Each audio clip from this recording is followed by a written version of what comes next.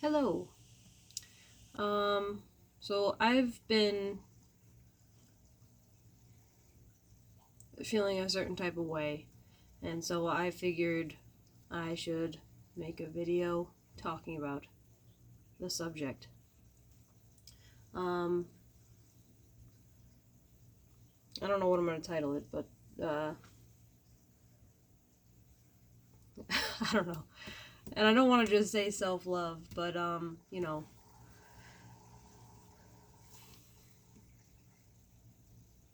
been in a couple relationships in my life. I feel weird talking about this, especially on the internet. But I'm doing it anyway, obviously. Um, and there's some advice that I wish I could have been. Honestly, I probably was given this advice, but I wish I could have heard when I was younger, Because the issues that I've had in my relationships stem back to when I was a child. And I'm only now learning about them and facing them, etc. So, there's this idea of love that is like very fairy tale. It's monogamous. It's man and woman. It's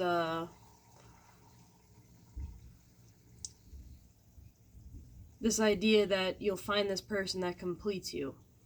You'll find this person and you'll be able to run away with them, and you'll be able to leave all your worries behind, all your cares, all your concerns, I should say, all your problems. You'll finally have that escape from because of this person. Hollywood always paints that kind of an image where it's like, this girl is being abused at home, and then finally she meets this guy, and he understands certain things, and then now they're madly in love and will spend the rest of their lives together. And she escapes that abusive situation, and it ends up with him, and it's a beautiful, wonderful thing, right? But it probably wasn't a really wonderful thing, because when you go through abuse and you go through certain traumas in life, I don't care what anybody says. Anybody that comes into your life to like sweep you off your feet, and then, the cliches, and have your happily, what the heck is this thing? Happily ever after with. It's too good to be true. It really is. And I was young and impressionable. I'm still young and impressionable. Um,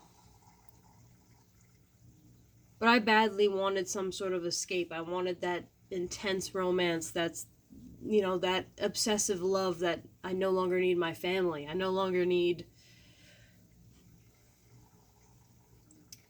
any of the things that I needed before, kind of a thing.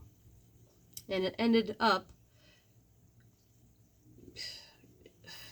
having to deal with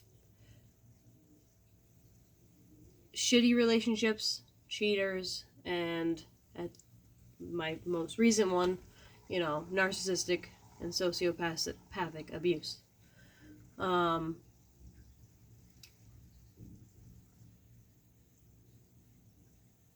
on top of also dealing with just trauma in general, right?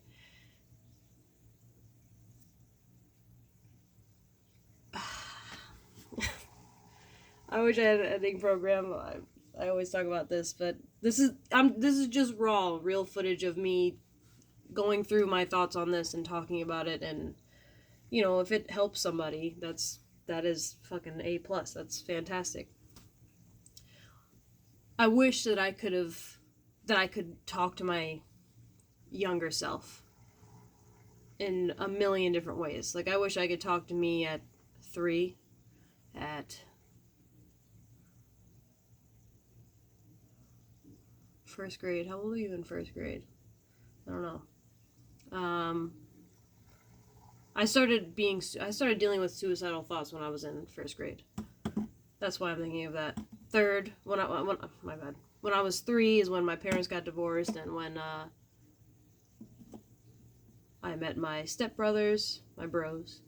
And when my mom and stepfather really got together, and I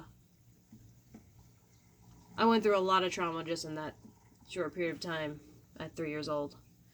It was also when I started dealing with sexual abuse until I was about 13. I wish I could talk to myself at 16, 14. 14 is a big year because I remember I have always dealt with anger issues, and when I was 14, specifically 8th grade, I would experience this thing where I would see red if somebody triggered a certain thing in me, and then I wouldn't know what I did, and I most likely did something very violent. And so there were moments in school. I'll tell you 2 of these moments. So there was this one day, it was gym class, and I think we were playing volleyball. Yeah. And this dude Garrett was across the net over there, and fucking, chucked the volleyball at me, hit me so hard in the face, I immediately saw red. And I zeroed in on who was laughing. I didn't know who threw the ball at me yet. And who I saw was this dude named Trevor. And I, again, saw reds. Eventually the memory came back to me. It was a couple years ago that the memory came back to me. But what I did was, I saw red, and I started yelling at him, and walking, kind of, I don't want to say running, but I was going towards him, fast, and I was ready to fuck him up. And, I was like, you think it's funny when somebody hurts somebody or whatever I was saying? And I don't really remember the details too finally, but I remember little bits like that. And then I pinned him up against the wall. And I was just screaming in his face, and then the red went away, and he was like, it wasn't me. He was as quiet as he could possibly be, saying, it wasn't me, over and over. And I was pinning him up against the gym wall, and I put him down and was like, what the fuck just happened? All I remembered was really getting hit in the face. And then I saw Garrett over there, and he was like, because it was him. And I had used all of that energy. I couldn't be mad at him now. I was just absolutely exhausted. So that was one time. The other time was I was walking through the hallways with some of my friends, and this one dude, my one friend was dealing with her grandmother being sick, and they were afraid of her possibly dying for a while, and it was something that was on her mind frequently. And this one dude, his name was Alex. I wonder if any of these people think about me anymore. But he just kind of came up to the group as we were walking to lunch, and he was like, so, is your grandma dead yet, or what? And I saw red, because I'm pretty protective, and I pinned him up against the locker and was screaming at him, and then I stopped seeing red, and he called me a bitch and shoved me away, and I was standing in the hallway. Everybody had left, and I was like, okay, I have a problem. And that wasn't the extent of my rage. I've done many things that were just seeing red in an instant, blowing up when I was a kid. So I would talk to myself about that at 14. But, I ended up having the Jehovah's Witnesses come and talk to me, and her name was Sharon, and she was like, you can't be violent. And honestly, I cherish her teaching me that, because the way that she did it, she used the fear of God. Let's be real. Jehovah isn't happy unless you are like this, whatever, blah, blah, blah. But it ended up teaching me something good in the long run, where to this day I have a much better idea of my anger and my triggers. Yeah. Then, throughout the years, I proceeded to have a lot of worth issues, and I had body dysmorphia issues, and I would barely eat. I dealt with... Oh yeah, that was the other thing. When I was 14, I learned I had celiac disease. which means I can't have gluten. And I was in and out of the hospital and dealing with family problems on top of all that. And so then I was kind of afraid to eat because every time I ate I got horrifically sick. And then we found out that it was gluten and I stopped it, and then I lost like a ton of hair, I lost a lot of weight, and then I was obsessed with the fact that I was skinny. And so I decided that I rarely wanted to eat ever, like ever. I was so happy with being thin. That was the thinnest I ever was. I was 130 pounds, and my hip. Now I'm a very dense lady. You know, I have a lot of muscle weight. Like the thinnest I should ever be is 140. Yeah. Anyway, I don't know if that makes any sense, but so I got obsessed with that. And you know, I also have like my father's side of the family are very obese. If any of them see this, they're going to be horrifically offended. But that's just the truth. They deal with weight issues, and you know, growing up in my dad's house when I would be there instead of my mom's, that was kind of like the threat they would use. My dad, my aunt, they'd be like, you know, do you want to end up looking like this person that was in my family because they're fat? And so I had body dysmorphia issues. I want to say had. I still sometimes struggle with actually knowing what I look like, and sometimes I feel like I look like 1,000 pounds, but I'm actually a really healthy shape and weight right now. So sometimes I do struggle. Today in particular, I'm actually kind of struggling with like, am I horrifically fat? And I'm like, no, you're not. You're perfectly fine. I was feeling great not too long ago. But anyway, you know. And then at 16, I quit high school, got my GED. We had to move. My grandpa, my grandma, and my little brother died. And that was a really, really hard time. And so I got a job, and that was kind of like the start of my in the workforce time. And I was still dealing with so many insecurities. Anyway, by the time I was 18, now I had like a technical boyfriend when I was a kid, but like I only dated him because I felt really bad that his girlfriend was cheating on him, which says a lot about me. That I said that I liked him, even though I didn't. I didn't want to be with him. I didn't want to touch him. I didn't want him to touch me. And that wasn't fun.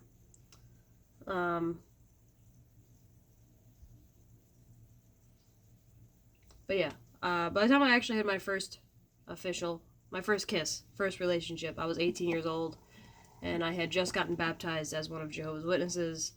And just to be clear, anybody who just falls upon this video, I'm no longer one of Jehovah's Witnesses at all. Very anti-religion. But yeah, his name was Lucas. Oh, maybe I shouldn't say names. Well, it's too late. And he was Brazilian. I learned how to speak Portuguese because I fell in love with him. Even though, honestly, I was so annoyed by him all the time. I couldn't stand him. Like, yeah. And he would, like, make out with other people, and, like, he was wild. But he was my first kiss, and first dude to ever see my boobs. And I was convinced that I was in love with him. And the truth of the matter is, I enjoyed the physical attention. I enjoyed being called beautiful. I enjoyed feeling like a boy actually would like me. Because that was something that was also really painful growing up, was that, you know, I felt like if I wasn't pretty enough, you know, I'm not representing my father correctly. I don't know if that resonates with anybody else, but that's something that I still struggle with. Like, I worry about, you know, am I beautiful enough? You know, like, yeah. So anyway, what I really wanted was somebody to fill these gaps inside myself, tell me that my depression was, you know, it's gonna be okay, I guess, and you are beautiful just how you are, and blah, blah, blah.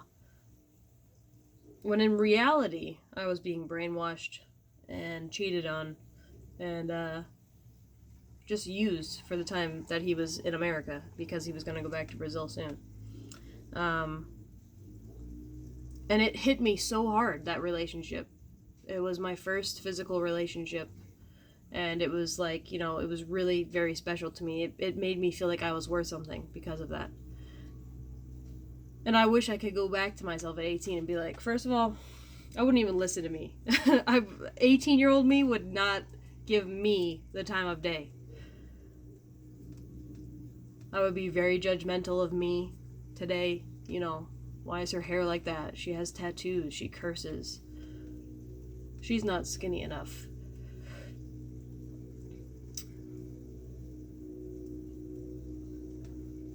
But I wish I could go back and be like, bro, maybe instead of taking this so seriously, just enjoy that you, like, had your first kiss and, like, be alright with whatever it is. You don't have to cling so hard to prove that it mattered.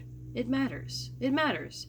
You know, I look back to that relationship, and even though it was so shitty, for one reason or the other,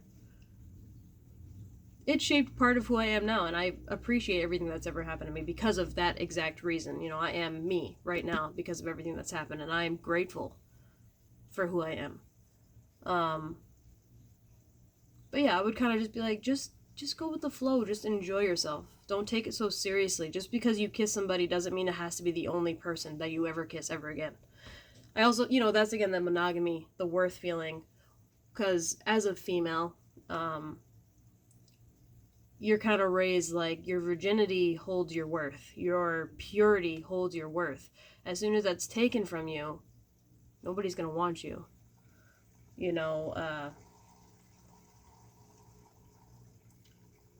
people like how innocent you are. That's the good thing. And it's like, oh my God. I look back to that now and I'm like, Jesus Christ. Me would not like 18-year-old me. I would much prefer a person like me now. Of course, this is where I am. I hope I'm making sense. There's no point in putting so much hold on something that matters so little. Purity, innocence, virginity, for example. I had no idea who I was. What about that? I was being indoctrinated in a cult. What about that? I had not worked through any of the abuse that I had faced in my childhood. What about that? I felt that I was worthless.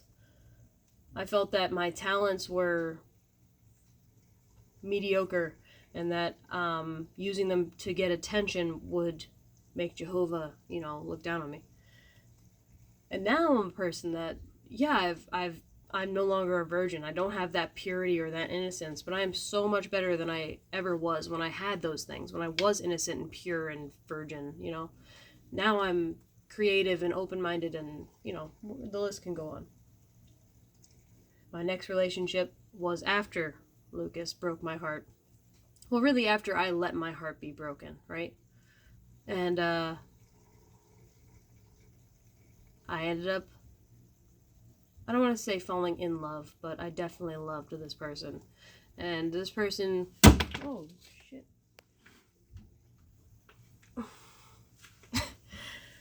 Anyway, Maybe you alright? This person was like, oh, so painful, this relationship. It went on for about a year, and, you know, we were never a thing. We were only ever friends. But he was my first intimate experience. We didn't have sex, but, you know, well, technically we did. We, like, had oral sex. Like, he kind of went down on me for, like, 3 seconds, and it was the worst. It was the worst thing ever. And I only let him do it because I knew that that was the last day I was going to see him. And I felt so... once this relationship ended is when I almost... Not long after is when I almost killed myself. Because my worth was so low. And because I was doing physical things, I was sinning. My worth was dropping and dropping and dropping and dropping. And it's something that they call in the organization is living a double life. And that's what I was doing. At that point, that's what I was doing. Excuse me. Yeah. I wish I could go back and tell myself, like, bro, you need to start looking inward. You need to really focus on you. You need to really focus on you, on your mental health, on what you want to do, on what you enjoy. Stop thinking about what anybody else thinks. And then my last relationship, I jumped right into because he was the first guy that showed interest, and I didn't even need to know much about him to agree to letting him touch me and be physical with him. And he was my first everything. I've had sex with him in all types of ways. And turns out he lied about his age. I dated him, I was with him for 2 years. And there was a, well, I don't want to say too much because he might see this, but, you know, he lied about a lot of things. And he manipulated me in a lot of ways, and abused me and others, and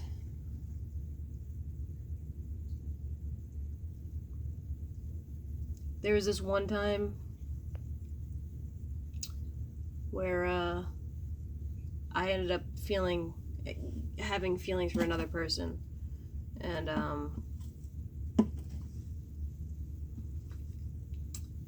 he was disgusted with me. I opened up to him about it. I was like, I think I might be polyamorous. I'm feeling more feelings for somebody else too. And he took that as I'm cheating on him. Even though I didn't ever do anything with this man, and he knew that. He felt that he still to this day claims that I cheated on him. That's whatever. If he wants to believe it, it's whatever. But anyway, I'm trying to say we ended up having sex the next 2 days after. He was so mad at me, and I actually cried during both of the things. Not like sobbing, but like, there were tears coming out of my eyes during sex, because one, it hurt so bad.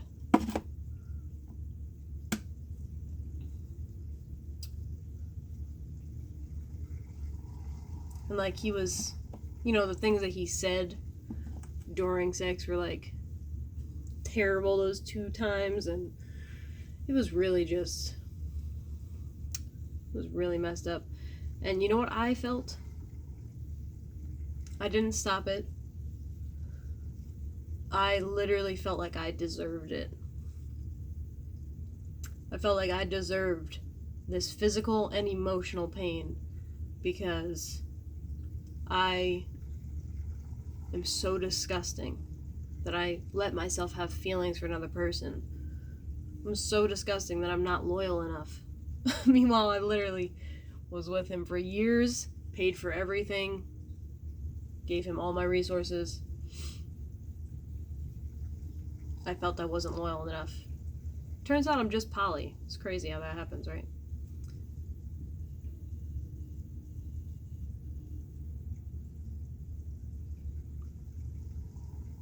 I wish I could go back before I met him and talk to myself and be like, bro, you just left a cult. Maybe try to process that for a minute. Maybe try to get to know somebody before you just start hooking up. But you see, that's the problem. My love language is physical touch.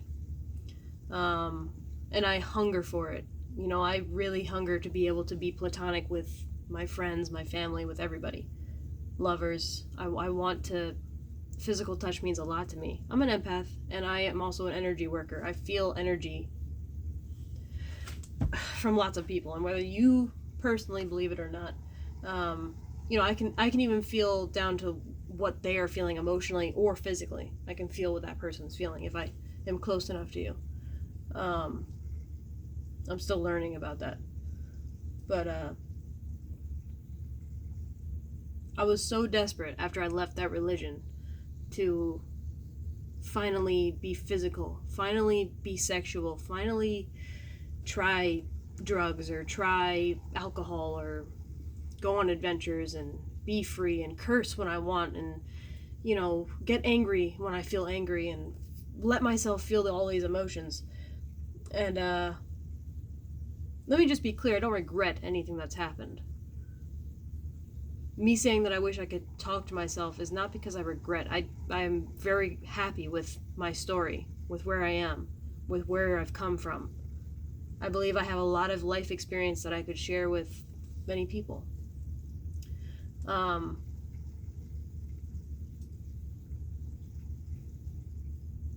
forget what I was just saying. Anyway, to all y'all young motherfuckers that are feeling worthless, depressed, anxious, lonely, I want you to know that all of that could be gone in an instant. 6 months from where you are right now, you will be a totally different person, and you will have so much more understanding of everything. Years from right now, it'll be a completely different you, completely different time, completely different world. The way that you perceive reality will be different. I understand if you're lonely. I understand when you're feeling worthless. But when it comes to worthlessness, let me just say, there are people out here sex trafficking kids. I can't stress that enough. You know? People out here causing genocides and tearing families apart and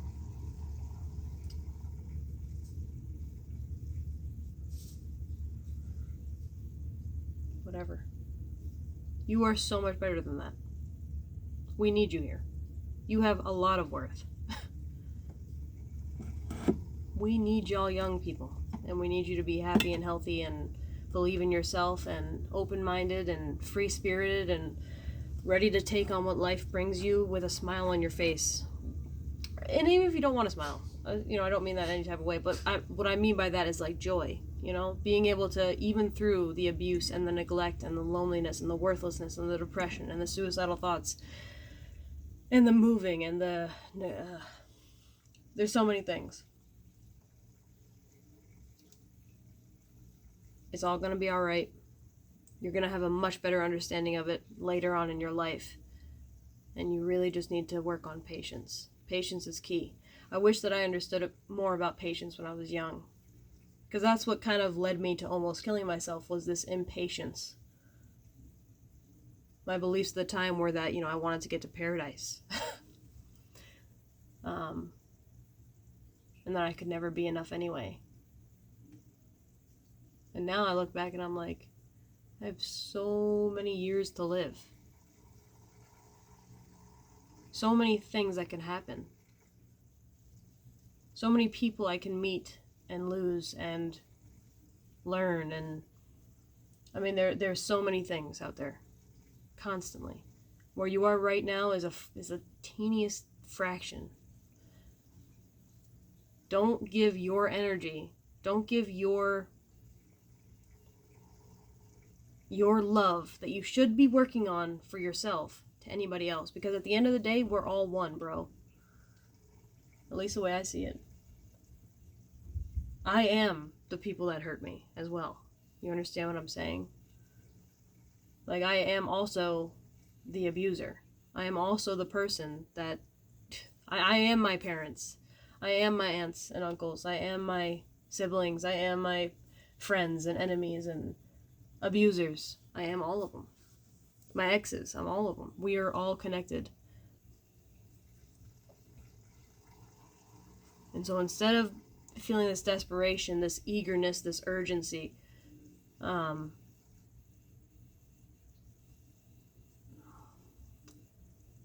even though it's hard to understand, I'm thinking about me when I was younger, really. That's really what I'm, even through all that, find a moment to give yourself that love.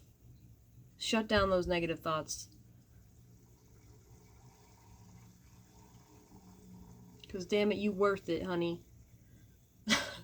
Anyway, I'm feeling weird. I really just wanted to talk about that, I guess. And,